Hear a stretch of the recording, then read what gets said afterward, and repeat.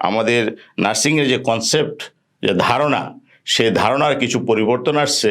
আমাদের সাদামাটা একটা জ্ঞান বা সাদামাটা একটা ধারণা যে নার্স তেমন লেখাপড়ার প্রয়োজন হয় না, শুধু তাকে ঔষধ সেবন প্রক্রিয়া জানলেই হয়, সার্টেন টাইমসে ডাক্তারদের প্রেসক্রিপশন ফলো করলে হয়, তাকে কিছু ইনজেকশন দেওয়ার পদ্ধতি শিখাইলেই হয়, বা তাকে কিছু স্যালাইন দেওয়ার জন্যে যে প্রয়োজন হলে ডাকা হয়, এগুলি বলা হয় নার্সিং।